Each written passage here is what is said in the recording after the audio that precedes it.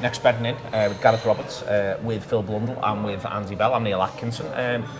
This is a funny one. It's maybe a bit unspecific, but I don't think it is really, and I'd love to speak to people at the club and I'd love to speak to the players. I think it's 2 years on the bounce and they haven't been able to do it all, and I think it's a shame. And we can say that because we often get to go on them and we get to experience it and all of that sort of stuff, but that's almost part of what I mean. The first one we did was Australia, and I felt like we followed the biggest football club in the world, and 100,000 people came to Melbourne. And I think those players in the summer of 2013, I think it's one of the things that inspires them in the 13-14 season, is that we play for the biggest football club in the world, and I think it's a shame. Yeah, it is a shame. I mean, we used to be, and I in particular used to be really cynical about it all, because I would always be saying, well, is that the best preparation for a season? We used to talk about the sports science, we used to talk about being on planes for long times and all that kind of stuff.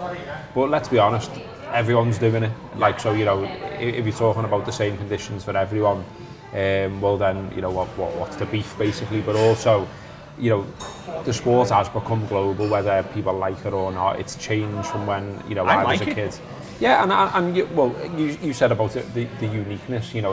We've been fortunate in that we've got to go on them all. We've got to speak to people. We've got to see how much it means for them to support Liverpool all their lives, and Liverpool to be suddenly on their doorstep. And I think the manager as well as in the past has talked about it being an inconvenience. But then we've got a sense, haven't we, that when we've been there on some of those tours, he's enjoying it, and the players seem to be enjoying it, and it's become part of the routine, and the pandemic's destroyed all of our routines in every respect, including now this. And the pre-season is so weird now in that we found out today, Friday, that they're going to Austria on Monday. Yeah. And it was like, oh, and then even in the reporting of that, it was and they remain flexible about who they're going to play and when. As in, that's a nice way of saying we don't know what we're doing. Because I was doing Weekender yesterday, and I thought, I wanted to ask everyone who was on that show about what you feel about it just being up in the air about pre-season, because we've been linked at that point to friendlies with Tranmere and Newcastle, Aston Villa, Osasuna. It just felt like loads of ideas had leaked out. None of those were concrete whatsoever, and that seems to remain the case. Yeah. But yeah, it is a shame, and he likes the training camp thing, doesn't he? So I don't think that's a surprise that they're going on one, because it takes you to a new environment, it feels fresh. You're separated. And you're separated, but also I always think it feels like a good excuse as well to absolutely hammer the players. Do you know what I mean? Yeah. I know we don't normally do this in Kirby or previously Melwood, but you're not in Kirby or Melwood, you're in Austria now. Fucking get on that bike and keep riding. Do you know what I mean? 2 sessions, no. 3. Yeah.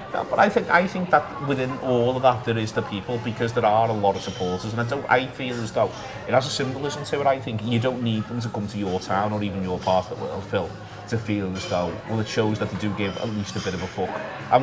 When we go over there, what I think is really interesting is no one thinks they're playing competitive matches. No one's a fucking idiot. People love the Reds, they love the league football, they know what that means, they all want to come to Anfield. But instead it's just a little bit of, no, I'm getting to watch this game here, and I think it is a shame that it isn't there for them in general, but also what it means to the wider Liverpool support, that sometimes Liverpool get out of Liverpool and play in front of you as well.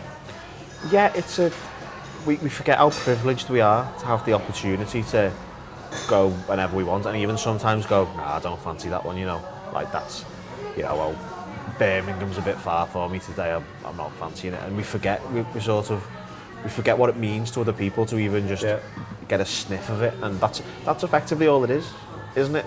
The tour is just, it's partially this is what it is, this is sort of what it is, it's not quite real, but it is what it is, and it is a shame that no one's going to get that opportunity, thank you. No one's going to get that opportunity this year, and it is a shame.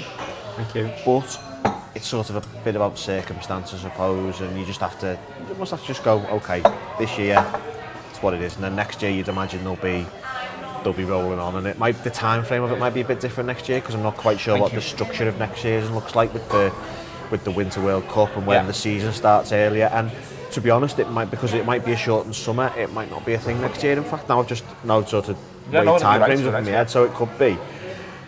it might be another 3 years in all seriousness, because the next 2 summers after this are going to be impacted by the Winter World Cup in such a way that it's hard to say this is what's going to happen. So it could be quite a while before people get to see this, and that is a genuine shame.